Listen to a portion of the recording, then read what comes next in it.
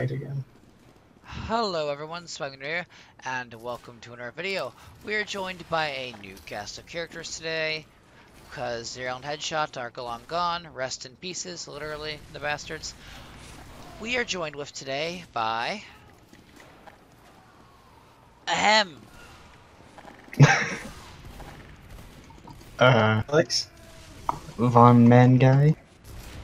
We are joined by Von Man Guy and Alex. Today, we are going to die and kill things. Apparently I'm the first one. Well, that engineer certainly didn't have a fun time. I didn't have a fun time.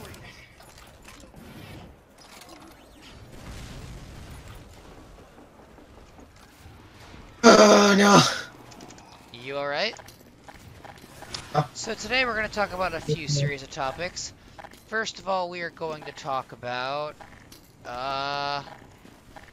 anti-vaxxers, because they won't live long, so we might as well talk about them now, before they die.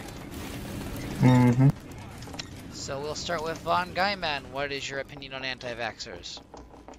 I mean, like, why worry about them? They're gonna be dead soon anyways. So literally repeating what I just said. Yeah. Yeah, it's true. Why worry about them? They're about to die. I mean, it's not like they're gonna live long enough to influence anything. Alright, now on to the main topic of today. Let's see. I died again. Von Man Guy, should we talk about Discord and their unfair blanket Oh, bans? yes, of course. I'll let you go on the rant about it then. Please do. Alright, so my account got deactivated by Discord, so I can no longer use my Discord account. I had to create a new one, and I'm not completely sure, like there's no complete proof, but I'm about 90% sure at this point that the reason why is because somebody sent me a link to 8chan, which is bit of a dark hole to go down, but someone sent me a link to it, and my account got disabled.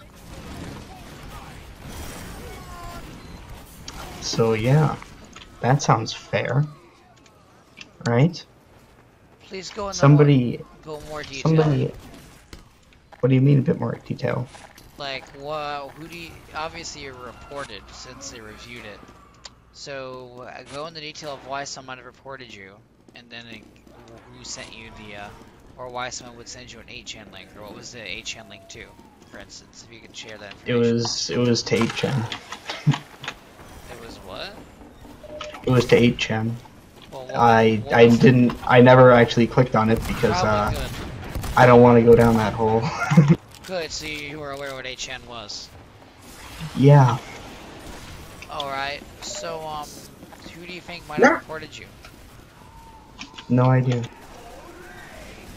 I think it might have been this one guy that I was just playing a game with, and he got mad because somebody else kicked him, and I'm pretty sure he reported literally every single person that he was in a call with. And Discord just banned you as the 8chan link. Yeah. If I had to guess, I'd say like they looked at like the report thing, and they're like, oh hey, this guy had an 8chan link sent to him. Good thing someone reported him. Else we wouldn't have seen this. Ban him. I'm dying. So yeah. In Discord, the most fair place in the internet. Long live Skype and Yahoo Messenger. Oh wait, Yahoo Messenger's already dead. Long live TeamSpeak. Yeah, I miss Yahoo Messenger. It wasn't that bad. I used to use that for a little while. Yahoo Messenger. That was a thing. I never even heard of that before. Yeah, no one had. It was a Windows only thing. There was no mobile app. I used it for a year, I think. A year.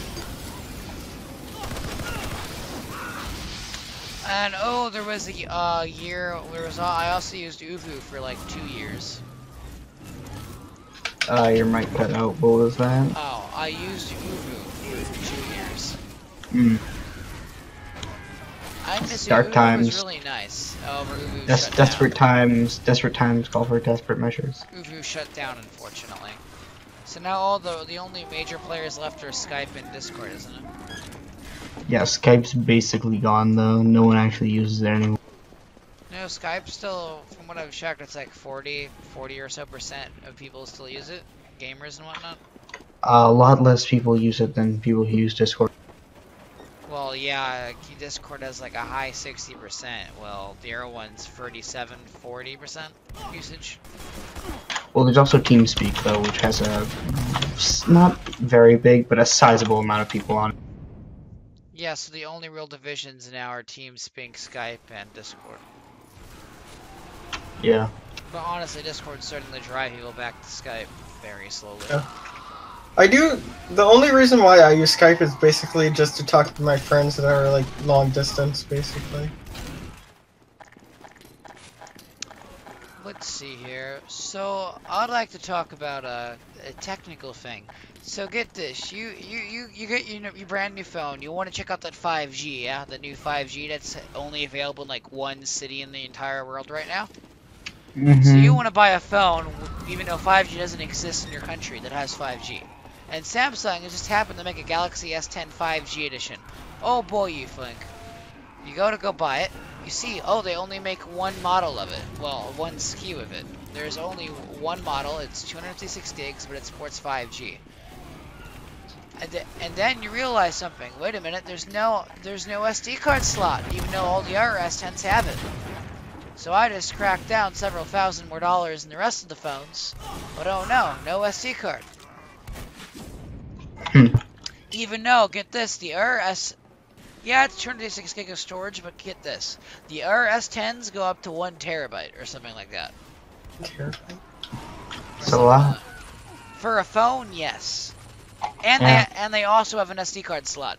I mean, they go up to over 1 terabyte or something if you use SD cards. Meaning, the 5G one, which is supposed to be the better model, does not have an SD card slot. I hope Samsung does not continue this trend for future phones. yeah, they probably wouldn't first of all. Last time Samsung removed the SD card slot, it screwed the S6 to death. Yeah. It sentenced that phone to an early grave. Unless they make like a cloud thing, maybe. There's only one phone that ever did that, and I'm pretty sure that went out of business, where you could store apps in the cloud and run them off the cloud. Yeah. Like, it was a startup. It didn't end too well. There's a And plus, I'd really like to have my files on my own machine, not in some creepy man's cloud. Well, some creepy billionaire's cloud. It's Steve Jobs or something like that. Not if it's Samsung. Especially Samsung. Well, no, it's Steve Jobs. Well, first off, Steve Jobs is dead. He died because he fought eating vegetables to cure cancer. Yeah, second off, Samsung isn't owned by Apple.